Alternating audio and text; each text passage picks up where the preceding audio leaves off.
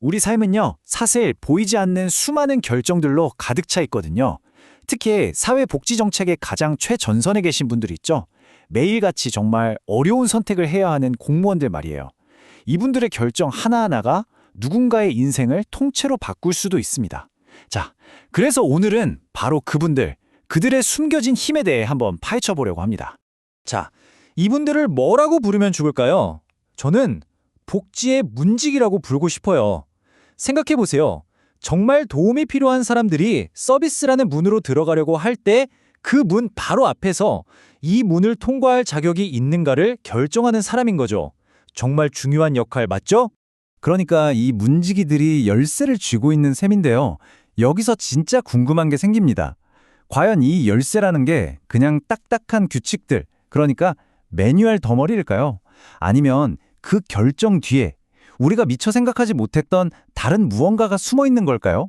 사실 이분들을 가리키는 전문 용어가 있어요.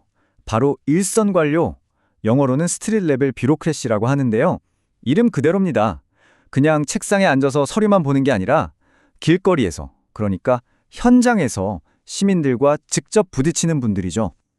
정책이라는 게 그냥 종이 위에만 있으면 아무 의미 없잖아요. 그걸 현실로, 실제 사람들에게 가져오는 바로 그 최전선에 있는 분들을 말하는 겁니다. 자, 그럼 우리가 보통 이런 시스템을 어떻게 생각하는지 한번 볼까요? 대부분은 아마 거대한 기계 같은 걸 떠올리실 거예요. 모든 게 아주 논리적이고 정해진 규칙에 따라서 착착착 완벽하게 돌아갈 거라고 믿는 거죠. 일종의 규정집 신화라고 할까요? 이거 보세요. 얼마나 이상적이에요. 시민이 신청서를 내면 공무원은 규정집을 딱 보고 명확한 결정을 내리고 정확한 혜택이 나가고, 와, 이건 뭐 거의 자판기 수준이죠. 원하는 버튼을 누르면 정확한 음료수가 나오는 것처럼요. 이 시나리오에서 공무원은 그냥 시스템을 굴러가게 하는 하나의 톱니바퀴에 불과합니다. 하지만 현실이 정말 이럴까요? 만약에 저 완벽해 보이는 규정집만으로는 도저히 해결할 수 없는 상황들이 생긴다면요? 그때는 도대체 무슨 일이 벌어지는 걸까요? 바로 이 지점에서 아까 봤던 그 깔끔하고 질서 정연한 시스템이 현실 세계의 복잡함과 정면으로 꽝 하고 부딪히게 됩니다. 문서와 실제 사람 사이의 그 거대한 틈, 그 간극이 드러나기 시작하는 거죠. 왜 규정집만으로는 안 되냐고요? 이유는 여러 가지가 있어요.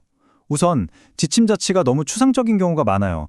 어려운 상황에 처한 사람, 이게 대체 어디서부터 어디까지인지 애매하잖아요. 또 규칙이 현실을 못 따라가는 경우도 허다하고요. 시스템은 또 얼마나 복잡합니까? 게다가 새로운 프로그램은 또 왜 이렇게 계속 생기고 바뀌는지. 현실은 규정집처럼 단순하지가 않은 겁니다.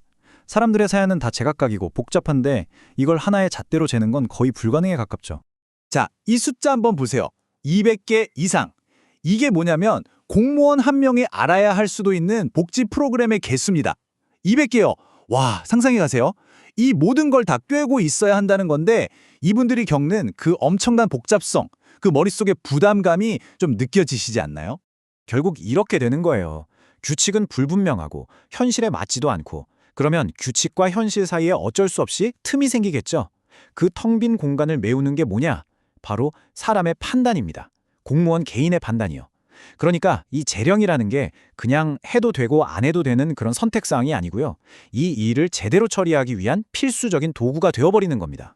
좋아요. 그럼 이 재량이라는 게 실제 현장에서 구체적으로 어떻게 쓰이는지 한번 들여다볼까요? 이 재량이라는 게요, 모든 상황에서 다 똑같이 발휘되는 건 아니에요.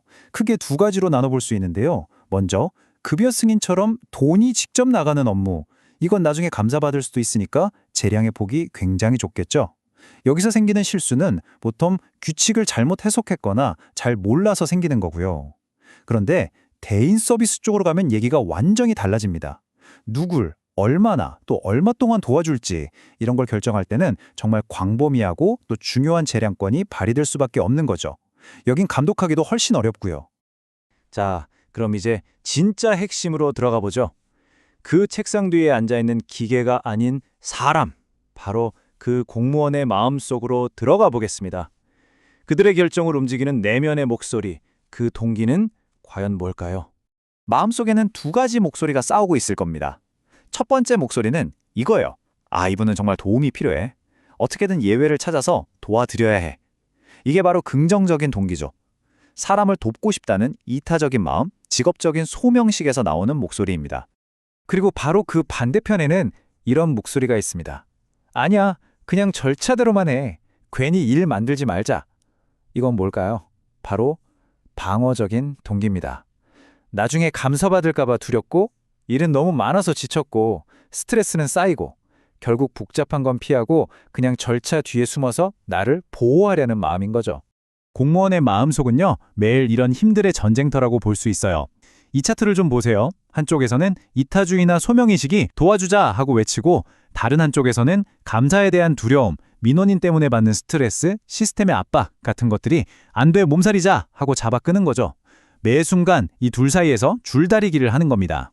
그래서 이 두 가지 동기가 어떤 행동으로 나타나는지 정리해보면 이렇습니다. 긍정적 재량은 목표가 민원인을 최대한 돕는 거예요. 그래서 어떻게든 예외를 찾고 더 많은 자원을 연결해 주려고 하죠. 그 동력은 바로 공감과 소명의식이고요.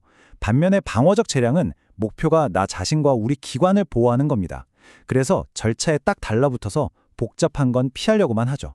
그 동력은 두려움, 번아웃, 과도한 업무량 같은 것들입니다. 완전히 다르죠. 자, 이제 거의 다 왔습니다. 그럼 이 모든 이야기가 결국 우리 사회에 어떤 의미가 있는 걸까요? 이 문지기의 역할이 도대체 왜 이렇게 중요한 걸까요? 결론은 이겁니다. 그리고 이게 우리가 오늘 꼭 기억해야 할 가장 중요한 메시지일 텐데요. 우리가 아무리 멋진 정책, 정교한 사회 안전망을 만들어도요, 그 시스템의 최종적인 품질은 결국 최전선에 있는 바로 그 사람의 지혜와 인간성에 달려 있다는 겁니다. 그 사람의 따뜻한 판단 하나가 모든 걸 결정할 수 있다는 거죠. 자, 마지막으로 이 질문을 여러분께 던지면서 마무리하고 싶습니다. 어떻게 하면 우리가 공무원들에게 규칙을 지킬래? 아니면 옳은 일을 할래? 이런 잔인한 선택을 강요하지 않을 수 있을까요?